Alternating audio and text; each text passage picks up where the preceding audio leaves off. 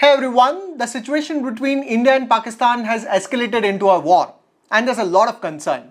Naturally, the market is reacting.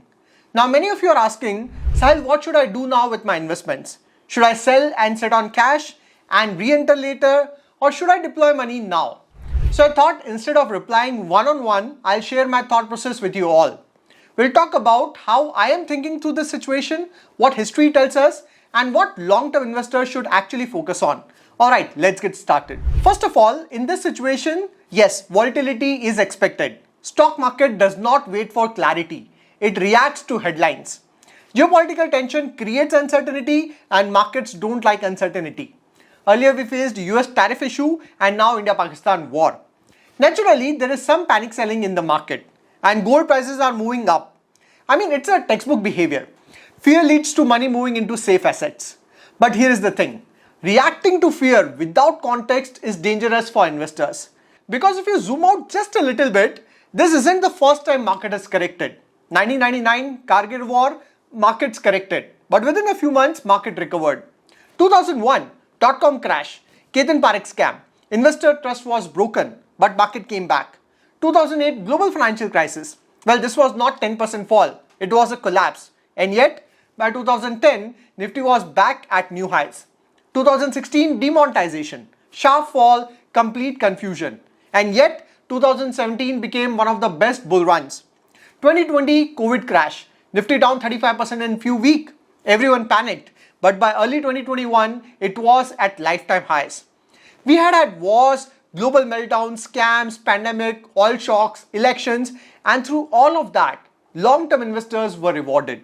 Now coming back to what is happening right now, there's also a very strong national sentiment attached to it. I genuinely believe if this is what it takes to send a strong message to Pakistan, then yes, even if the market falls in the short term, that's okay. Because some things are bigger than stock market. If government takes a bold stand and market reacts negatively in the near term, I'm okay taking that hit as an investor. Because I'm also a citizen. And naturally, security matters more than quarterly gains. So yes, war is not good for markets. But peace without strength isn't good for long-term stability either. Now it's important to understand why markets fall during a war-like situation. It's because war creates a lot of uncertainties. What if the conflict escalates? What happens to oil prices? Will FIs pull out money? Will inflation spike? It's not about what has happened. It's about what might happen. That's what drives panic. And panic creates volatility. But once that uncertainty fades, even if the news is not all positive, the market recalibrates. Here the question is, can you time the bottom? Well, let me be honest, you won't know the bottom. I won't know it, and neither will the experts on TV. But one thing I know is that by the time everyone would realize that the situation has recovered, war is over, market would have already recovered. That's why I always say, instead of timing the market, focus on time in the market. It's boring advice, I know, but it's also the advice that actually works. So if you have a short-term goal like buying a house in 6 months or paying for your child's fee, then yes, this volatility can make you uncomfortable. And that's why I always talk about asset allocation.